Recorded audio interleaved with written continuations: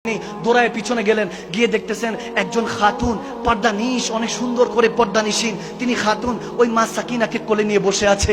মা সাইয়েদানা জায়নাব ওখানে কাছাকাছি গিয়ে বলতেছেন, মাগো এরকম যখন জুলুম আমাদের উপর চলছে, আপনি আমাদেরকে সাহারা দিয়েছেন, সাকিনাকে কোলে নিয়েছেন, আপনার ঋণ কেমনে শোধ করব? যখন এরকম বলতেছে ওই খাতুন ওই পর্দানিশীন পর্দা সরালেন, সরিয়ে দেখতেছেন ওখানে ডাক দিয়ে বলতেছে, জায়নাব আমি তোর মা ফাতেমা, আমার সাকিনা যখন এখানে পড়ে আছে আমি আর রোজায় থাকতে পারি নাই, চলে এসেছি সাহারা দেওয়ার জন্য।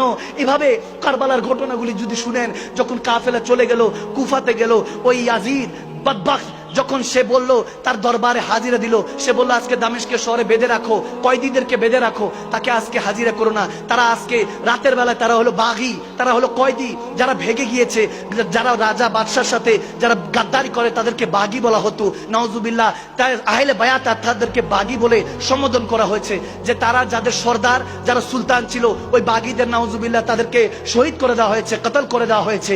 এখন যারা বাকি আছে তাদেরকে দামেস্কের বাজারের মধ্যে বেঁধে রাখা হয়েছে। ইমামে হুসাইনের স্যার মোবারক ঝুলতেছে দামেস্কের বাজারে।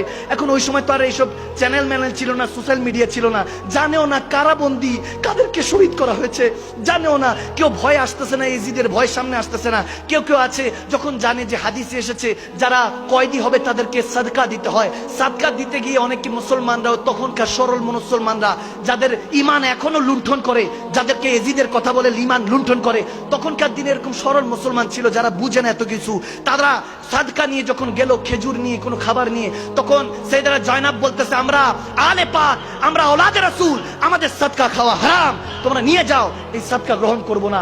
যখন এরকম অবস্থা চলতেছে, তখন ওই অবস্থার মধ্যে আমার মদিনাওয়ালার নওয়াসারা কান্না করছে, বসে আছে জঞ্জির হাতে বাঁধানো, জঞ্জির দেওয়া, ওখানে মধ্যে এক খাতুন ছাদ থেকে দেখতেছে যে বাগীরা অনেক কয়েদিরা এখানে বন্দি। উনি হঠাৎ করে ওনার যত কিছু আছে, খেজুর আছে, চাদর আছে, যত আসবাবপত্র আছে, ওগুলো বিক্রি করে কিছু টাকা দিয়ে কিছু খাবার কিনে যখন পেশ করলেন, তখন সাইয়েদানা জায়নাব বলতেছে, এগুলো কি সাদকা? বলতেছে, না না, এগুলো হাদিয়া, এগুলো হাদিয়া দিয়েছি, সাদকা না। আমরা শুনেছি যে আপনারা সাদকা নিচ্ছেন না। যখন এরকম হচ্ছে তখন মা জায়নাব বলতেছে যে ঠিক আছে। এরপর খাওয়া দাওয়া করছেন, একটু একটু করে খাচ্ছেন, বাচ্চারা তো না খাওয়া, মা জয়নাব নিজে খাচ্ছেন না কিন্তু বাচ্চাদেরকে খাওয়াচ্ছেন, নওয়াসায়ে রসুল আওলাদে রসুলদেরকে খাওয়াচ্ছেন। খুব খেয়াল, গভীর খেয়াল। যখন নওয়াসায়ে রসুলদেরকে খাওয়াচ্ছেন তখন মা জায়নাব, সাইয়েদানা জায়নাব বলতেছেন, ওগো মা, ও খাতুন, আপনি কে? আপনি কে যে আমাদেরকে এভাবে খেদমত করছেন, এভাবে খেদমত করছেন? তখন ওই খাতুন বলতেছে, আমি এখানেই থাকি আমার স্বামীর সাথে, তবে হ্যাঁ আমি এই সুন্নতটা এই জন্য পালন করছি। আমি এক সময় মা ফাতেমাতুজ জাহরা খাতুনে জান্নাতের খাদেমা ছিলাম, আমি ইহুদি ছিলাম, খাতুনে জান্নাতের হাতে বায়াত হয়ে মুসলমান হয়েছি। তখন খাতুনে জান্নাত আমাকে লালন পালন করত। আমি ইমামে হোসাইনকে, মা জয়নবকে আদর করতাম, তখন তারা ছোট ছোট।